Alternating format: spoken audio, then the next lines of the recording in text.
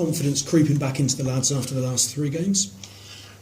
Yeah, I think so. I think that that was the buzzword, wasn't it, leading up to these games, where the lads had lacked a little bit of confidence in their games. But it weren't, if you're going to have confidence, you've got to have that confidence in yourself and in your teammates. And I felt the last couple of games they've been passing to each other, they've been moving. There's been more of a team energy, team shape. And I think it's helped them all get to a level where both games we beat the opposition at their own game as far as possession was concerned. Everton, that's their game, and Luton, of course, that's their game. So I was pleased with that. But we also had an end product to both of those games, and it'd be nice to score a few more and not make them so close. But and obviously win one rather than draw one. But I've seen an improvement in our confidence in our game. And how big now is the challenge to take that on the road and do it again at Accrington? Yeah, it's a big challenge, because Accrington are they're sort of like a streetwise team that play football, and they'll always compete, always. And so we've got to go there, compete like Billy O, and make sure that you try and keep the ball and carry on our newly found confidence away from home at Accrington. Not an easy one, but one that will be a good, very, very well-earned win if we do. And some people say it's mentally a difficult place to go, but I mean, presumably from the level you're at last year and the grounds you visited last year, it's sort of not that unfamiliar a sort of challenge for you. Yeah, I know what you mean. It's not luxurious, is it? No, it's certainly not luxurious, and they'd be the first to admit that themselves. But it's not something that you don't know about. We've been there, I've been there many times, a lot of the players have been there many times, and you just get there as late as possible and leave as early as possible. is basically the tactic. A couple of players went off midweek against Everton. How are Jordan Cranston and Jack Munns? Well, we're going to give them extra days. Obviously, we had the game Tuesday anyway, and the physios are looking at both of them. They've both got a chance, but we're going to wait till probably tomorrow morning just to make sure to do all our set plays and things with the team, just to make sure that they're okay. And obviously waiting in the wings as well, Kyle Storer. How much better can he be for a couple of days training, or is he still sort of at that 20 minutes maximum type stage? Well, you're only guessing at the moment. You know he's not got 90 minutes, but it's what's in between 0 and 90. I think with him, he'll know, and he's professional enough to know where he is. And I'll have a little chat with him. He'll train today with us and tomorrow. And we'll see how close he looks. For me, he'd have a good half in him, that's for sure. But we've just got to wait and make sure that we don't set him back at all. Everyone else okay? Yeah, I think so. Just spoke to, we call him the Grim Reaper, Gavin Crowe, because he's always giving us bad news. But he's an excellent physio, that's for sure. But we had a good little bit of news on Dan Ullman that the specialist has said we can get going with him now. Start pushing him and getting him 100% sort of working, which is good. By Christ, he's going to work because we need him. We want him back in the squad very quickly. So that was a good bit of news. Rowy's out probably for another week or so. He's had to have a bit of an injection into that ankle. So that's where we are at the moment. Is there a time frame yet on when Dan might be able to return? No, we've had time frames. We've had 6 different time frames since he was injured. So we'll just wait and see now when he's ready, and I'll tell you a couple of days before when I think he's ready for the next game. Thank you. Good luck. No problem. Just on Dan, there is a reserve game next week and Carl, sorry, there is a reserve game on Tuesday, am I right, at Southend? Yeah, there was. I think it's been cancelled. Right. Yeah. But would that be too early? Certainly too early for Dan. But would that be more ideal for Kyle to get more match minutes if it came? Well, if we don't play that game, we'll play some form of 90-minute game for him. You know, the kids are playing us regular at the moment, but it's good for the kids, because our YTS boys, because you know we're seeing that 2 or 3 of them are decent and you know pretty close to the pros, and that's good. So it gives them a great opportunity to show me where they are in relationship to the first team.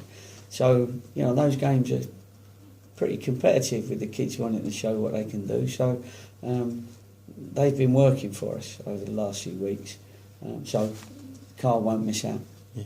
With Jack, it's probably untimely. Probably the last player you wanted to go down injured on Tuesday, because he'd come back into the side and was beginning to rediscover his best form, wasn't he? Yeah, well, the game suits him that we're playing, you know, which is, you know, he likes to have lots of possession. He's a busy player and he's done very well. He's had 2 good games.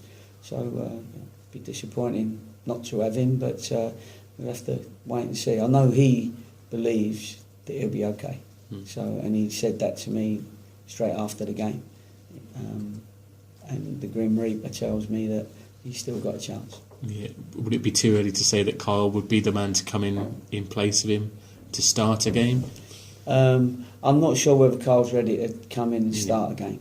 You know, I think we've got others that are probably just ahead of Carl. You don't want to be starting somebody that you're going to have to take off, because you know, you might need tactically someone else to be on the pitch or come onto the pitch, and you don't want to.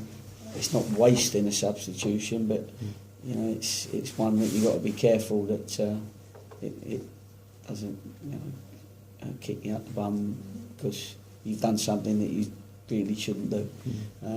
But no, he'll be okay. He'll get his games. We're only 11 games into the season. He couldn't play in the first 8 anyway. But I'll know when he's absolutely ready, because his jokes will get funnier. Will yours? Probably. 3 games into a good run now. You mentioned after that for sort of first 10 games of the season. How important is it to keep that moving forward and not to have more setbacks, given the sort of the state of the table? You're not going to go from now to the end of the season without a defeat, that's for sure. But it's the number of defeats. It's how you're going to come back from that defeat. You know, we're in there. We've got to compete. And the one thing to do is not at this moment in time start panicking on anything. You know, we could lose at Accrington and win the next 3. We could win at Accrington and lose the next 3. You know, we've got to be careful that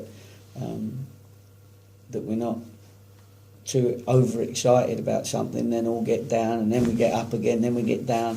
You know, we've got to see it over the next string of 10 games. So the first 10, as you know, I was a little bit disappointed with, but the second 10, we started all right. And that's how I'll keep looking at it. Just asked Darren Downs this question. I was going to ask it to you before. Any news on his contract? His answer, by the way, was he's happy to go with the flow at the moment and pay back to the squad. He's got to go with the flow at the moment, because you know, he was out of contract at the end of the season, but the club kept paying him his wages all through last season, all through the summer, you know, all that sort of thing. So it's a little bit that, you know, when the club's ready, and listen, there's no chance of us not wanting him here, and I think there's no chance of him not wanting to be here, so that's not a problem. But it's just, when someone's been out that long and they've had the injury that he's had, you can't afford to give someone a long-term contract, you know, whoever it is, Downsy or anyone, in case they break down again and you have that same problem again. And you know, he's not the highest earner, because a lot of them had new contracts and he was unfortunately injured, so obviously you can't give a contract to someone who's injured. But at the same time, he's not a million miles away, and it's a matter of us keeping an eye on the situation. He's professional enough to understand the situation, and we're looking to do our best for him, but also you've got to think about the club's finances as well, and where he is and where we are right now. So, Yeah. Have you been pleased with the way he's come back in and settled in back into the side? I have, for the amount of time he's been out. It's a little bit chicken and egg. You've got to play somebody to get them that sort of match sharpness, and then while they're getting that match sharpness, every now and again there could be a little mistake, and then you've got to upset someone else because you've left them out because you're trying to get to, it's a juggling game all the time for a manager, because you're trying to get your full squad fit to choose from. That's what you're doing. Otherwise you leave somebody out because he's not fit, and then you don't get him fit, and then he's injured, you've got to bring him back, but he's not fit, you know what I mean? So you've got to try and, you're forever juggling, trying to get everybody to their 100% match readiness. Just finally, mention on other contracts, obviously most of the squad are on just 1 year contracts. Have you begun to start thinking about whether you'd speak to any in January about? The players have had the right go. Yeah. Well, you're their agent. just coming to my head on this Agent one. James. Yeah. There's no telegraph sting on No, this one. listen, the first time you start thinking about that is when it gets to the January windows, because there may be some that you're going to have to say, look, you're not going to be in our squad regular, and there'll be some where you say, look, you will be in our squad regular, and whatever division we're in, we want you here, sort of thing. Because there's another thing, that you don't know where you're going to be still at Christmas time. So, however, you want to keep your better players so you don't lose them, and then there's all sorts of scenarios. What you have to do is just be honest with the lads as you go. If they ask you a question, you give them the answer, however, whatever the answer is. But around about Christmas time, you start sort of looking at people that are coming out of contract. But for that, you've got to be in the top half. If you're in the bottom half, then of course we're not quite doing it, and so you have to be careful who you give new contracts to at that point. So, cheers. Can you juggle?